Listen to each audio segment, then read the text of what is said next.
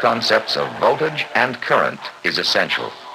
To establish a firm background, we should master the fundamentals of alternating and direct current generation. To begin our study, let's first review a basic principle to see how current is generated. In 1831, Michael Faraday announced the principle of electromagnetic induction. A magnetic field will induce a voltage in a conductor if the conductor cuts through the magnetic lines of force. Voltage and current generated in this manner are called induced voltages and induced currents. In terms of producing electric power, this means that a generator can convert mechanical energy, such as that derived from steam or water, into electrical energy. Before we examine the electrical generator, we should know the direction of the induced voltage and current in the electric circuit. In modern electron theory, the flow of electrons is from the negative to the positive terminal.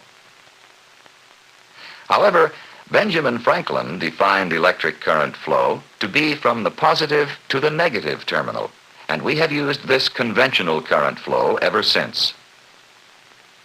To determine current direction, we use Fleming's right-hand rule for generators. Extend the thumb, forefinger, and center finger of your right hand so they are at right angles to one another.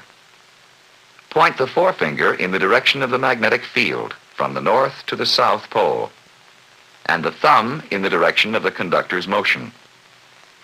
Your center finger then points in the direction of the induced current. You might remember that F is for forefinger and field, T is for thumb and thrust, and C is for center finger and current.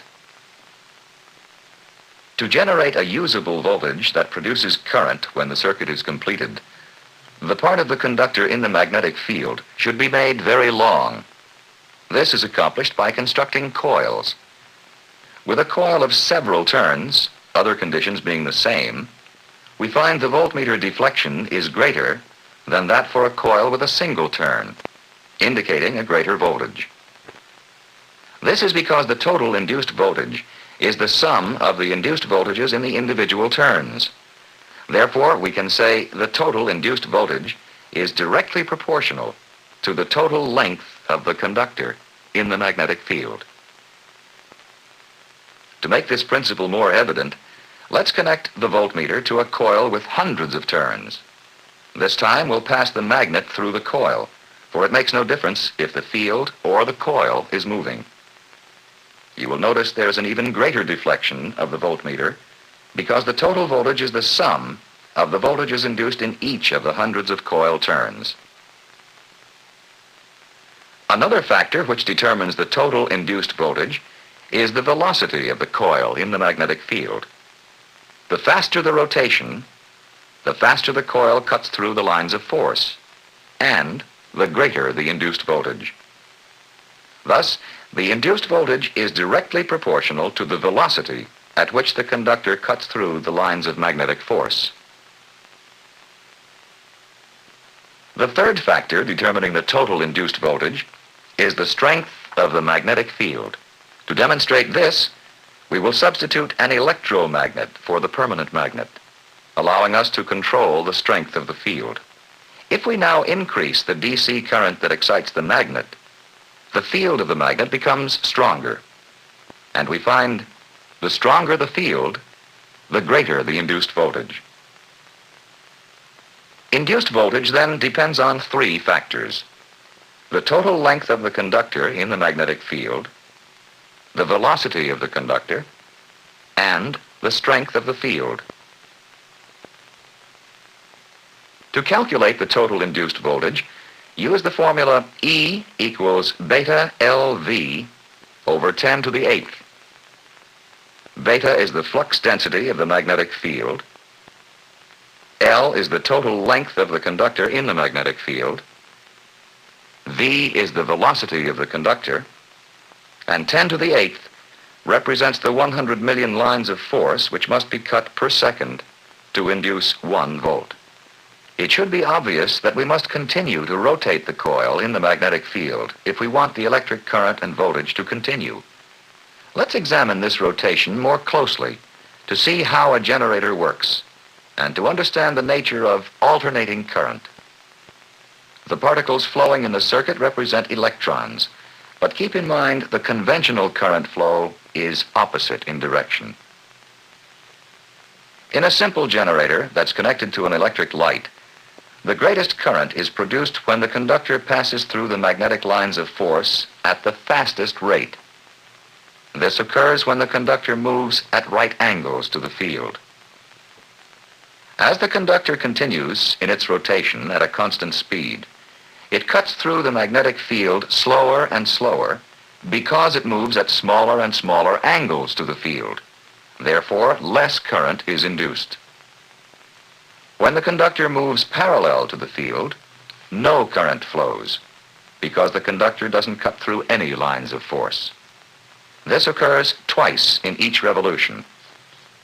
As the coil rotates, one of its sides cuts downward through the magnetic field, causing current to be induced in one direction, and while one side moves downward, the other side is moving upward, inducing current in the opposite direction.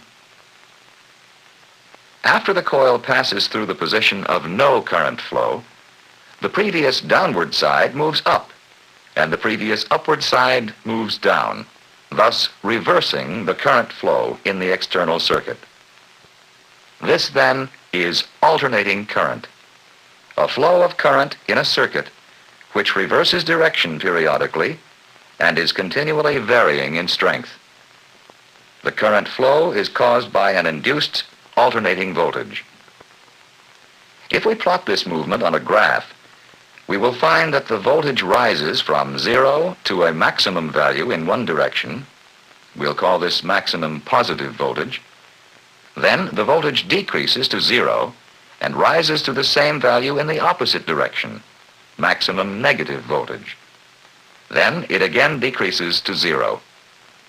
In alternating current, this voltage pattern is repeated at equal intervals of time. The pattern, which represents the direction of the voltage, is called a sine wave. If we plot the pattern of the current's direction, we find that it too is a sine wave. However, since the voltage and current sine waves are in phase in simple resistive circuits, such as with an electric light, that is, they pass through their 0 points at the same time, we will plot only the voltage wave to illustrate the flow of alternating current. Now let's see how the sine wave relates to the movement of the coil in the magnetic field by looking at a cross-section of one conductor. The conductor's rotation of 360 mechanical degrees produces a voltage sine wave of 360 electrical degrees. The magnitude of the voltage which is generated is a function of the number of lines of force the coil passes through. As it passes the 90-degree and 270-degree positions, the coil cuts through the most lines of force per unit of time. At these points, the maximum values of the voltage sine wave are produced. As the coil passes through the 0 and 180-degree positions, it moves parallel to the lines of force, and no voltage is induced. These positions are the 0 points of the sine wave. If we connect a simple AC generator to an oscilloscope, we can observe the formation of the sine wave. Each time the coil approaches the north and south pole, the sine wave reaches its maximum values. A sine wave of 360 degrees is called a cycle, and we call the number of cycles per second the frequency of the voltage or current. The voltage and current in your home, for example, has a frequency of 60 cycles per second. This means the current in the circuit rises from 0 to its maximum positive voltage, back to 0, then to its maximum negative voltage, and back to 0, 60 times each second. The oscilloscope can help us see different frequencies. It represents a 60-cycle wave on the screen by one cycle of the sine wave. If we double the alternating current's frequency to 120 cycles per second, 2 cycles are displayed in the same time interval. As we continue to alter the frequency, the oscilloscope allows us to observe this change. In a generator, the space through which the coil or rotor must be moved to produce 1 cycle depends on the number of magnetic poles in the generator. In a 2-pole generator, for example, it must make 1 complete revolution. Therefore, 360 mechanical degrees is equivalent to 360 electrical degrees, or 1 cycle. In a 4-pole generator, however, the coil need only move through 180 mechanical degrees for 1 complete cycle, or 360 electrical degrees. Each complete mechanical revolution then produces 2 cycles. Some generators, such as those run by water power, have many poles, so they may operate at slow speeds to generate 60-cycle current. Thus far, we have been discussing single-phase current which is generated by 1 rotating coil. In practice, however, 3-phase voltage is generated in electric power systems.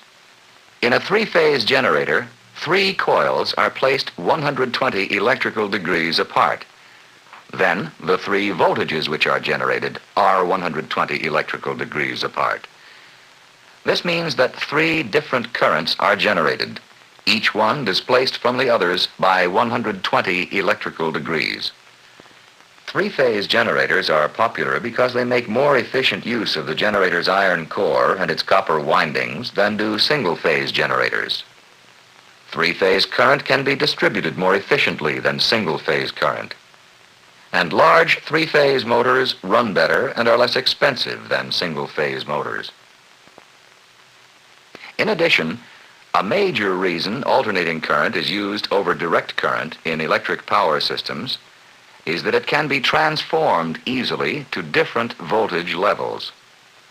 However, AC cannot be used in certain applications. Some electrical equipment requires current flow in a constant direction, direct current. The AC generator itself must be supplied with direct current for its magnetic field. However, we have seen that a magnetic field will induce an alternating voltage and current in a rotating coil.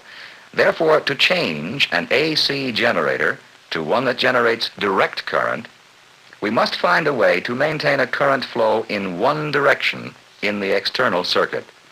To do this, we need only change the slip rings which collect alternating current to a commutator, which will rectify, that is, change AC to DC. The commutator is simply a ring that is divided into segments, each insulated one from the other. One end of the coil is attached to one ring segment, the other end is attached to another segment. Now, as the coil rotates through the first half cycle, the induced current of one direction is collected from the commutator segment. It flows through the external circuit, then back to another commutator segment and the coil, completing the circuit. If the contact would continue, as it did in the AC generator, the current in the circuit would reverse its direction. But the brush, which connects the commutator to the external circuit, breaks contact with the first commutator segment and makes contact with the second.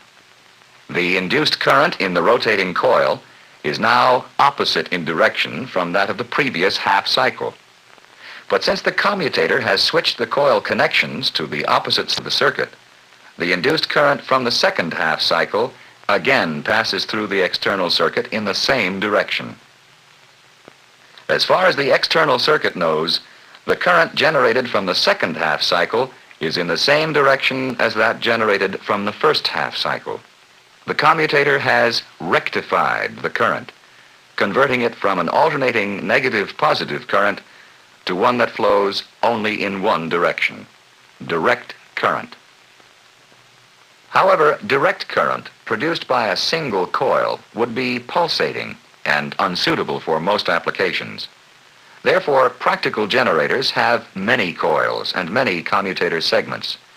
The resultant DC voltage from these generators is usable because it pulsates very slightly. Let's now compare the AC generator with the DC generator. The AC generator is used for the generation of most of our power because it can be built with larger power and voltage ratings. A steam turbine generator might be rated at 500 million watts and 13,800 volts. This high power and voltage is possible because the generator's output connections are attached to the stator, or stationary part of the generator. The rotor, which provides the magnetic field, is supplied with direct current of possibly 500 volts. This is supplied by a DC generator called an exciter, which is often located at the end of the AC generator. The turbine uses the mechanical energy of steam to drive the generator. As the electric power demand increases, the turbine's governor allows more steam into the turbine to keep the generator running at a constant speed, or frequency. At the same time, the exciter will cause the generator's DC field current to increase in order to maintain a constant magnitude of the generated AC voltage. Now let's look at the DC generator. In the direct current generator, the field poles, which establish the magnetic field, are stationary. The armature, which contains the commutator, must be the rotating part, so that the stationary brushes can collect the current, rectifying it by switching the load current from one set of commutator segments to another. However, the DC generator is limited in capacity because high voltages would cause damaging arcing at the commutator. Therefore, because they are seldom rated as high as 750 volts, they are used only for the generation of power in specialized applications. Today, we are using staggering amounts of electric power.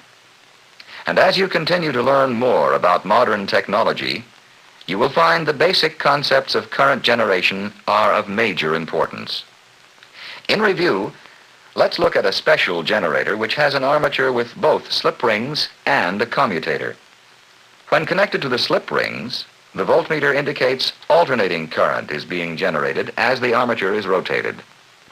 When connected to the commutator, a flow of direct current is indicated.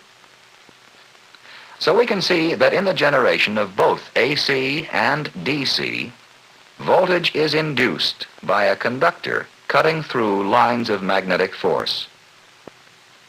The total induced voltage is directly proportional to the total length of the conductor in the field, the velocity of the conductor, and the strength of the magnetic field. Alternating current reverses direction periodically. Its flow is represented by a sine wave. On the other hand, direct current is a continuous flow of current in one direction. The fundamentals of alternating current and direct current generation are essential for your understanding of electricity. Learn these concepts thoroughly, and you will have a firm basis for the continuing study of AC and DC circuits.